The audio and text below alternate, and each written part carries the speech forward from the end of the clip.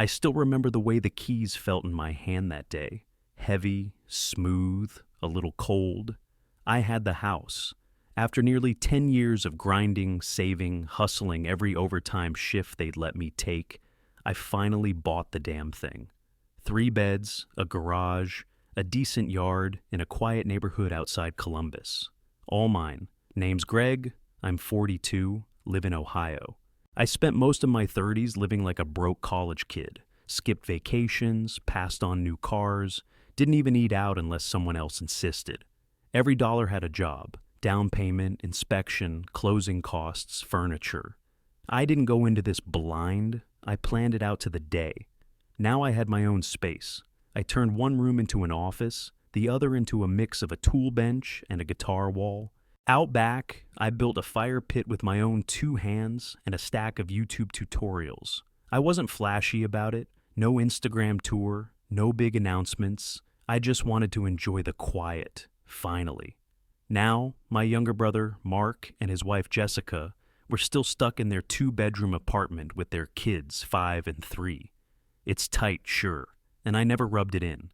If anything, I helped, babysat when they were stuck, sent gift cards when money got tight, even helped Mark patch a hole in their drywall last winter when a pipe leaked. That's just what you do for family. We've never been super close, but we got along. I always figured he respected the grind I went through to get where I was. I mean, we grew up in the same house. He saw me working 2 jobs while he was out partying. I assumed that counted for something, so when my folks invited me over for dinner on a Thursday night, I didn't think twice. Just your standard family check-in. I grabbed a 6-pack from the fridge, tossed it in the passenger seat, and drove over with the windows down. Sun was still out. Felt like a good day. Walked in through the front door like always. Smiled, called out, "Hey, it smells good in here," like I always did. Quick note, before we get into it, share which city or country you're watching from. Mark and Jessica were already there. Their kids were off in the living room, half glued to the TV. Mom came out of the kitchen, wiped her hands on a towel, but didn't say much. Dad nodded at me and sat back down at the dining table. That's when I saw the guy in the suit with the open laptop. Something was off, and I was already in too deep to walk out. The guy in the suit looked up and smiled like I'd just walked into his office. Laptop open, tie straight, pen in hand, like this was all totally normal. Dad stood up. "Greg, this is Roger. He's here to help us resolve a family matter." My stomach dropped. Mom still wouldn't look me in the eye. She sat stiff in the corner like someone had died. "All right," I said slowly. "What's going on?" Roger cleared his throat. "Thanks for coming, Greg. I've been asked to facilitate a transition that's in the best interest of everyone involved, particularly your brother's young family." "Excuse me?" I looked at Mark. He sat back with his arms crossed. Jessica was next to him, holding her hands together like she was in church. Roger kept going. "The proposal is simple. You'll swap residences, you move into Mark and Jessica's apartment, and they'll take ownership and possession of your home." I blinked. "Come again?" "We're calling it a family equity transition," he said, like that made it sound less insane. "Given that your house has ample space, a yard, and multiple bedrooms, it aligns more appropriately with their family needs." I let out a laugh, sharp, short, no humor in it. "You're joking." "No, he's not," Dad cut in. "We've already mapped it all out. Roger has the logistics." Roger turned the laptop toward me. There it was, charts, a timeline, names on a calendar, color-coded. There were notes on bedroom assignments, even a bullet point about when to notify utilities. I stepped back. "What the hell is this?" Jessica finally spoke. "We're not trying to be difficult. It's just, you've had the space and the freedom. We're drowning in that apartment." "Okay," I said. "So buy your own house." "We tried," Mark said. "It's not that simple." And you know that Roger reached into a folder and slid papers across the table toward me. "These are the preliminary agreements. It's more of a soft handoff than a legal sale. Your father has already signed as a witness, so the notary can move quickly if we get your consent." I didn't sit. I didn't even touch the papers. "So, let me get this straight. You all made this plan without me and expected I'd just hand over the house? No one's taking anything, Mom whispered. Feels like it, I shot back. Feels exactly like that. We thought if we laid it out clearly, Dad said, you'd understand the logic. The logic of giving away the thing I spent 10 years building? That logic? Roger leaned forward, still polite, still fake. Think of it as contribution to the family unit, not just individual ownership. I pointed right at him. You don't talk. You're not family. He shut up finally. Mark stood. You have no kids. You work all the time. You don't need that house. We do. So that's it, I said. Because I'm single, you all think I'm wasting space? You're not being fair, Jessica said. Her voice cracked. We've struggled for years. And you think that gives you the right to take what I earned? Dad stepped in. Nobody's taking anything. We're just asking you to see the bigger picture. I turned toward Mom. You seriously signed off on this? She nodded barely. It's just too much house for one person. I stared at them, my own parents, my own brother, and all I could think was, how long have they been planning this? You don't get to decide what's too much for me, I said. This isn't your call. Roger slid another sheet forward. This just outlines potential benefits, reduced commute for Mark, more stability for the children. I swiped the papers off the table. Don't ever do that again. Jessica flinched. Mark stepped in front of her.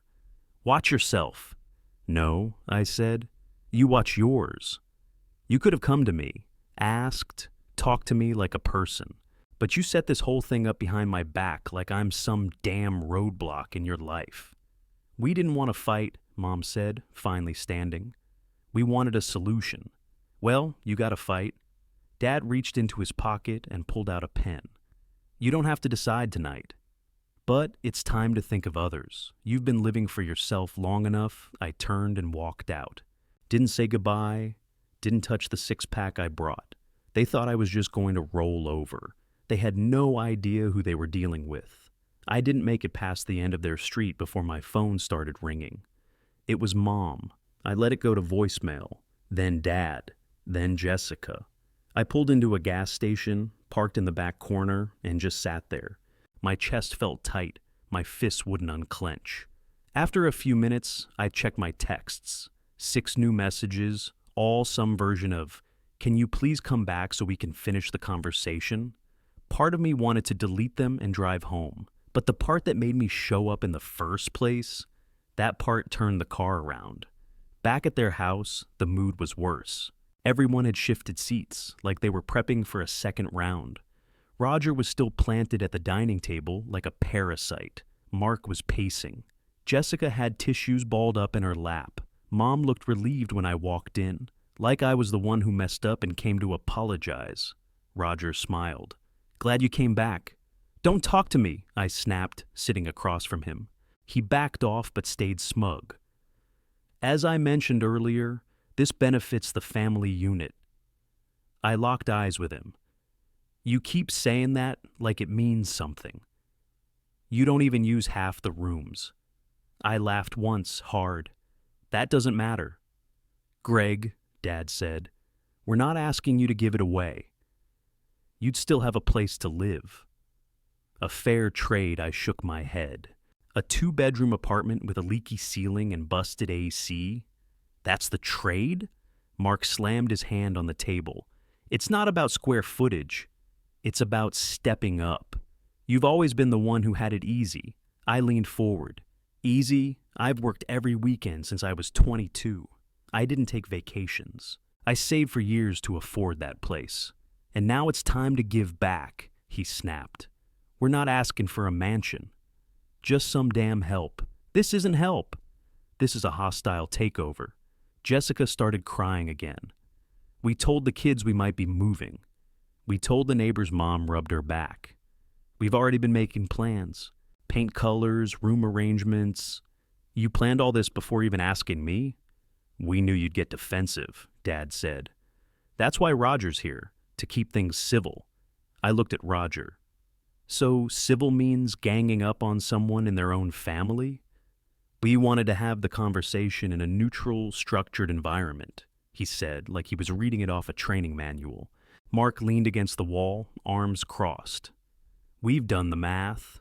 We can afford your mortgage, especially with the equity you got. It works. I narrowed my eyes. What equity? You have no stake in that house? Dad cleared his throat. Well, technically the family has contributed. Don't even go there. Mom stepped in. We gave you $4,000 back when you bought your first car. If it weren't for that, you might have never gotten to work, never gotten started. I blinked. Are you actually throwing that in my face? We're saying it's time for some reciprocity, Roger chimed in. Shut up, I snapped. You don't speak for my family. You don't speak for me. Mark stepped forward. We didn't want to do it this way, but you left us no choice. You never gave me a choice, I said. You made the decision for me, then tried to guilt me into playing along. Jessica sniffled. We thought maybe you'd surprise us. Do the right thing. I am doing the right thing, I said, by not letting you walk all over me. There was silence then, heavy, thick. No one moved. I stood up. Let me make this real clear. That house? It's not a family asset. It's not a community project. It's mine, and none of you get a say in it. You'll regret this, Mark said. No, I said. You will. I walked out. No hugs, no goodbye, no turning back. Didn't sleep that night, just lay in bed staring at the ceiling, thinking about how fast things had flipped. From Thursday dinner to full-blown war in under 2 hours. And the worst part, they were just getting started. I finally drifted off around 4 in the morning. Didn't last long. By 7:30, I was up again, groggy, pissed off, still wearing yesterday's jeans. I shuffled to the kitchen, half focused on coffee, when something outside caught my eye. Movement in the driveway. I stepped closer to the window. Mark, Jessica, tape measures in hand. I stood there for a second, trying to process what the hell I was seeing. Jessica was bent down measuring the front steps. Mark was dragging the tape across the driveway like he was planning a renovation. I threw on a hoodie and stormed outside. What the hell are you doing? Jessica barely looked up. Just checking measurements. For what? She stood, brushed off her jeans. Want to make sure the crib fits through the hallway. Mark added, like it was obvious. Gotta see if we'll need to take the doors off for the couch. You don't live here, I said. Get off my property. Mark raised his eyebrows. We're just trying to be proactive. Saves time when we move in. You're not moving in, I snapped. This is my house. We'll be out of your hair in 5 minutes, Jessica said, like I was the one being rude. I stepped between them and the porch. I'm not going to say it again. Get out. That's when Mark pulled the key out of his pocket, held it up like it was a badge. Mom gave us this years ago, remember? When she used to watch the place while you traveled for work, I stared at the key like it was a weapon. I had completely forgotten. Back then it made sense. Now it felt like a betrayal sealed in metal. You let yourselves into my house? We didn't touch anything, Jessica said. Just wanted to see the nursery space. Jesus, I muttered, walking up and snatching the key from his hand. Get off my property. Now Mark stepped closer. You think being a homeowner makes you king of the family? No, I said, but it makes me the legal owner of this goddamn house. He scoffed and turned to leave. You'll come around. Jessica followed, but not before giving me a look like I was the crazy one. They drove off like nothing happened. I went inside, locked the door, double-checked the windows, then threw the key into the trash. That night, I got a text from Mom. I'm ashamed of the way you're treating your brother. An hour later, Dad emailed me a scanned PDF titled Initiating Transition Logistics, Home Transfer Timeline. It had bullet points, contacts, a list of furniture they'd take over. There was a date circled in red, 3 weeks out. I didn't even reply, just stared at the screen, with my jaw clenched so tight it hurt. Then came the Facebook posts. Jessica went full martyr. A blurry photo of their kids on a playground. Caption, every child deserves room to grow. Some people just don't understand what it means to put family first. Cue the pity parade, comments from extended family I hadn't heard from in years. Aunts, cousins, old church ladies. One said, "Some people are just selfish. God sees that one sent me over the edge." By the next afternoon, I started getting phone calls. Aunt Diane from Tennessee, Cousin Eric from Phoenix, all asking some version of, "Is it true you won't help your brother?" Every time I tried to explain, they cut me off. "But they have kids, Greg." "But you're alone." "But you don't need that much space." It didn't matter what I said. Their minds were already made up. Jessica's sob story had gotten there first. Then Saturday morning, I got a letter in the mailbox. HOA envelope. I opened it with one hand, coffee in the other, and nearly spilled the whole mug when I saw the first line. "Welcome Mark and Jessica, last name, to the neighborhood." They had submitted false paperwork to the HOA, and the office updated records without verifying ownership, listing my house as their new address. There was a paragraph about exciting new changes, a note on how to access the community portal, and a contact number in case they had questions about the clubhouse key. I stood in the driveway staring at it like it had personally spit in my face. This wasn't a misunderstanding. This was a siege. They were taking steps, actual steps, to make the move real, legal, or not. Laying the groundwork with the HOA, the family, the neighbors. And if I didn't put my foot down now, it was only going to get worse. I went inside, slammed the door, locked every bolt, and started Googling lawyers. If they wanted a war, they just got one. I didn't even hear the truck until it was halfway into my driveway. Big white moving truck. Diesel engine growling. Two guys in uniforms jumped out and opened the back like they knew exactly where they were going. I stepped outside in socks and a t-shirt, heart pounding. "Hey, what the hell is this?" Mark climbed out of the passenger seat of his SUV, smirking like this was all going to plan. "Relax, we're just bringing over the kids' beds." He pointed at the movers, already pulling down plastic-wrapped furniture. I stepped in front of the porch. "No, you're not." Turn it around, Jessica got out too, carrying a bag of what looked like kids' clothes. "Greg, this is happening. We figured we'd start with the upstairs. You're not stepping inside," I said. "Not one of you." One of the movers looked confused. We were told to deliver to this address." I turned to him. "Not your fault, but you're leaving." Now Mark stepped up. "You really want to fight your whole family over a house?" I didn't move, didn't blink. "You're damn right I do." Jessica crossed her arms. "It's not like we're kicking you out. You'll have the apartment. That's still a roof over your head. I already have a roof, one that I paid for, one that your names aren't on. Mark's tone got lower. "You're making a scene in front of strangers." "You brought the strangers," I shot back. He clenched his jaw, trying to look bigger. "Don't make this ugly." I turned to the movers again. "If you don't leave now, I'm calling the cops and reporting attempted trespassing and unauthorized delivery." They exchanged a look, shrugged, and started loading the stuff back in. Jessica started shouting about how I was traumatizing the kids. Mark tried to follow me up the steps. I spun around. "Take one more step and we're done for life." He stopped, not because he respected me, because he knew I meant it. I walked in, slammed the door, and locked every lock I had. Then I dragged a chair in front of it just to be sure. I stood there shaking, breathing like I'd just run a mile. Then I broke. Dropped right there on the floor in front of the door and cried.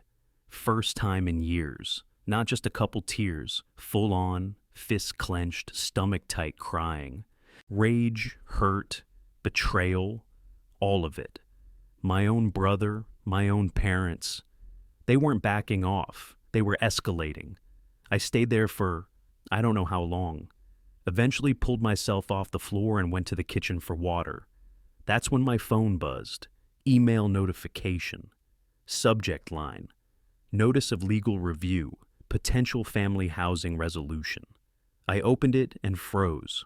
A lawyer. Some guy I'd never heard of. talking about amicable resolutions, custodial considerations, and best interests of the children, mentioned community stability and how it might be wise to avoid drawn-out legal action. Legal action over my house. I checked the footer. Law firm, real signature. This wasn't a bluff. My name's on the deed. I've paid every mortgage bill, every tax. I paid for the home inspection, the repairs, the permits, everything. And yet, for a moment, just a second, I started questioning myself. Am I the one being selfish? Am I just bitter and alone and clinging to this house because it's all I've got? I grabbed the HOA letter off the counter, the one with their names listed under my address, and stared at it until my hands shook. That was it. That was the switch. This wasn't a misunderstanding. This wasn't about kids or space or family equity. This was theft dressed up as sacrifice. And they thought I was too soft to stop it. They were dead wrong. I stared at that lawyer email until my vision blurred. Then I opened a new tab and searched. Property Lawyer Family Dispute, Ohio. Fifth result down, I found her. Dana Sloan. Clean website. Sharp photo. Specializes in real estate and intrafamily litigation. No fluff. I called her office, told the receptionist, "It's urgent," and was sitting in Dana's office less than 48 hours later. She listened with zero interruptions. Took notes the whole time, no raised eyebrows, no fake sympathy. When I finished, she closed her notepad and said, flat out, "They don't have a legal leg to stand on." Not one. Those words hit like a jolt to the spine. She didn't waste time. We'll start with a cease and desist. Everyone involved gets one. Your brother, his wife, your parents, and the lawyer who contacted you. We'll also file a notice with the HOA correcting the record. I'll handle that myself. I nodded, jaw tight. And if they don't back off, then we escalate, she said. But trust me, they won't want that smoke. By the time I left her office, I had a folder of signed letters and a list of steps. First thing I did when I got home, changed every lock, front, back, garage, even the windows. I bought a ring cam, 2 floodlight cams, and set up a motion alert system that pinged my phone. I wasn't leaving a single opening this time. Then I texted my boss, burned a few PTO days, and cleared my week. Less than 24 hours later, Roger, the same suit from the ambush dinner, formally withdrew as their attorney. Dana forwarded me the email. Said he was not made fully aware of the situation's nature and legal context. Translation: he realized he'd backed the wrong horse. My phone started blowing up right after. Dad called first. Left a voicemail so hot I could feel the heat through the speaker. "You didn't have to go nuclear, Greg. You embarrassed all of us. You're breaking this family apart over a goddamn building." Then Mom, sobbing, could barely get words out. "I don't know who you've become. You're scaring me, Greg. We were just trying to help Mark, and now you're treating us like criminals." And finally Mark. Texted, of course. No guts to call. "You really want to take this to court? Over property?" I didn't answer. I didn't say a damn word to any of them. Instead, I called my buddy Rob, told him everything. Didn't hold back. 10 minutes later, he said, "I'll be over tonight, bringing beer and my Glock." He was half kidding, but it still helped. Rob crashed on the couch for a few nights. His presence changed the energy in the house. I finally slept. Not deep, not peaceful, but at least I wasn't waking up every 2 hours to check the cameras. We didn't talk about the whole mess unless I brought it up. Just watched football, played guitar, grilled burgers in the backyard like it was a normal week. And for the first time in days, I started to feel like I wasn't losing my mind. The house stayed quiet, the phone stopped ringing, no more movers, no tape measures, no crying messages or legal threats. I knew it wasn't over, not by a long shot. But finally, I had the upper hand. Dana called me Tuesday morning. They hired a new attorney, wants to meet. I scheduled it for Thursday, 10 a.m., my office. "I'll handle the legal part, but you'll need to speak." I agreed without hesitation. When I walked into her office that morning, they were already there. Mom, Dad, Mark, Jessica, and a new guy in a gray suit with a cheap briefcase. Dana stood beside me, calm as ever, a thick file in her hands. The conference room felt tight. Stale coffee, paper cups, cheap carpet. Dana started before anyone else had the chance. Let's be clear. My client, Greg, is the sole legal owner of the property in question. His name is on the deed. He has full possession, responsibility, and right to that home. She turned to the other lawyer, then to my family. Anything signed by his father or presented to third parties, like the HOA, is legally irrelevant. He owns the house. Period. The new lawyer cleared his throat, opened his mouth, and Dana shut him down with one look. We're not here to renegotiate ownership. We're here to end this. So, unless you're prepared to present legal documentation, which you don't have, you're wasting our time. The room went silent. No one looked at me, so I looked at them. I love you, I said, voice steady. But I'm not giving up my home. What you did was betrayal. You went behind my back. You lied. You planned it like a heist. Mom's lip quivered. We were just trying to help your brother. You tried to steal from me. She broke, cried quietly into a tissue. Dad put a hand on her back, but his eyes never left the table. No fire in him now, just confusion. Like he couldn't believe this wasn't working. Mark finally spoke, voice low. You don't know what it's like. 2 kids in that tiny place. They share a room. We barely have a kitchen table. I'm not saying we handled this right, but damn, Greg. It's hard. Jessica's voice cut in, quiet but clear. We were jealous. Everyone turned to look at her. She wiped her eyes, kept going. You built a life we didn't think was fair. And we told ourselves you didn't deserve it because you didn't have a family. But it was never about need. It was envy. Mark didn't even look at her. He just dropped his head into his hands. That was the first moment any of them stopped pushing. I didn't gloat. I didn't say, told you so. I just sat there and let the silence hang. Dana closed her file.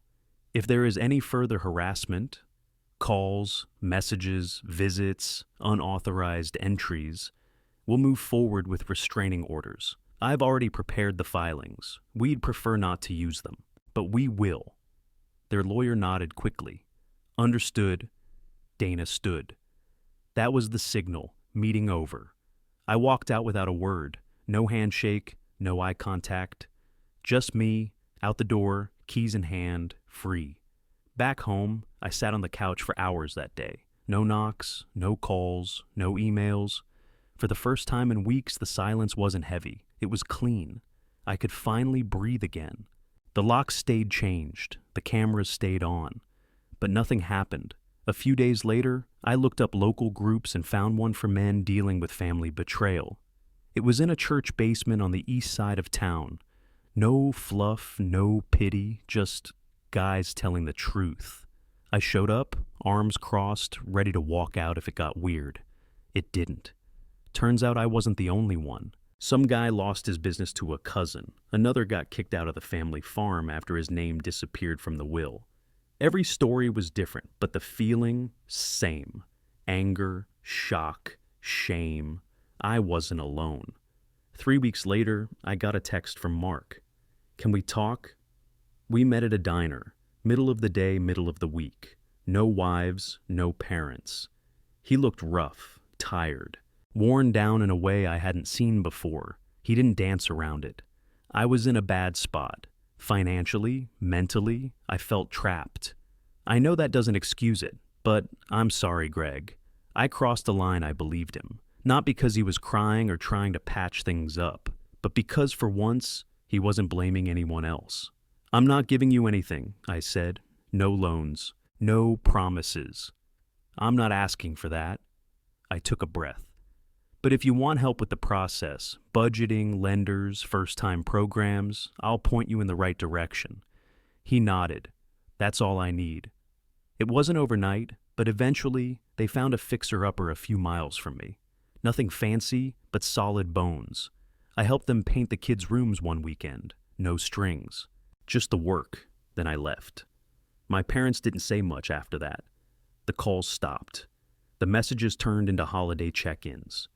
We weren't close anymore, but we weren't enemies either. Just quiet, civil.